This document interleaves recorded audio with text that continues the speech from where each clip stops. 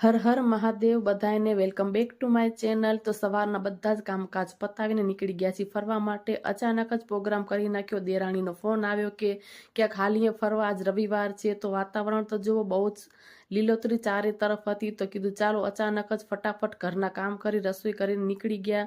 તો અમે લોકો આવ્યા છીએ કુકમાં, આશાપુરાનું મંદિર છે અહીંયા કને। તો આપ જોઈ શકો છો બહુ જ બધી પબ્લિક આવી હતી, રવિવારનો દિવસ હતો એટલે।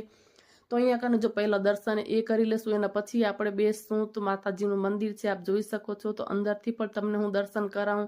તો ફટાફટ પહેલા આશાપુરા માતાજીના દર્શન હું પણ કરી લઉં અને તમે લોકો પણ કરી લ્યો। તો અહીંયા દર્શન કરીને બાજુમાં જો મહાદેવનું મંદિર હતું, અહીંયા કને પણ આપણે દર્શન કરી લેશું। તો આ છે મહાદેવ, હર હર મહાદેવ બધાને। તો બધા જ લોકો દર્શન કરી લેજો। તો બસ તો અમે પણ દર્શન કરી લીધા છે, હવે બહારની તરફ આવી જાશું। અહીંયા કને આપ જોઈ શકો છો ચારે તરફ ડુંગર ઉપર જાણે કે હરિયાળી ચાદર બિછાવી એવી રીતે પૂરું ગ્રીન ઘાસ છે। અને આ બધા જો બધા ફોટા પડાવે છે, સેલ્ફી પડાવે છે। તો અમે લોકો કહ્યું આપણે પણ કેમ પાછળ રહીએ, તો અહીંયા કને અમે પણ થોડાક ફોટા એ પડાવ્યા।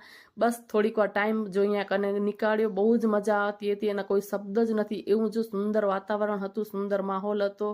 તો પછી થોડી વાર બેઠા, દેરાણી જેઠાણી બસ વાતો કરતા કરતા નીચેની તરફ આવી રહ્યા હતા। અને આ જુઓ કેટલા શબ્દ જ નથી કે આના વિશે હું કાંઈ બોલું, એવું મસ્ત સુંદર વાતાવરણ, સુંદર માહોલ હતો। બસ થોડીક વાર વાતું સાતું કરી અહીંયા કને બેઠા, વાતોને ગપ્પા માર્યા અને પછી જમવાનું સાથે લઈને આવ્યા હતા।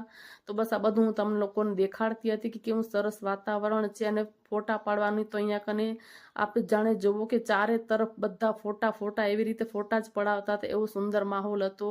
તો અહીંયા બધું ઉપરની સાઈડ ફૂલ હતું, એટલે નીચેની તરફ અમે જો જમવા બેસશું તો નીચે જો અમે નીકળી ગયા છીએ।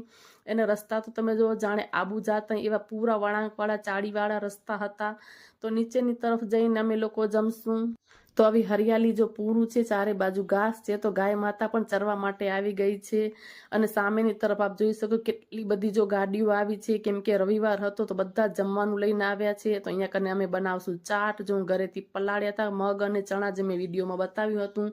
તો એની અંદર ડુંગળી, ટમેટા, ચટપટી, ચણા દાળ એ બધું નાખી દીધું છે। અને ઘરેથી જ હું અંદર મીઠું, મરચું ને લીંબુ બધું નાખીને આવી હતી, લીલા ધાણા નાખ્યા હતા। આ છે બટેકાનું શાક, દૂધીનું શાક, અહીંયા કન છે વ્હાઈટ ઢોકળા। અમારા દેરાણી છે એ બી ટિફિન ખોલે છે, કેમ કે અમારો અચાનક જ પ્રોગ્રામ થયો હતો, તો ફિર એવી રીતના બધું બનાવીને લઈ આવ્યા છીએ। તો મારા હસબન્ડ અહીંયા કે લાવ હું મિક્સ કરું, મેં કીધું રહેવા દો, હું જ હાથેથી સારી રીતે મિક્સ કરી નાખું છું।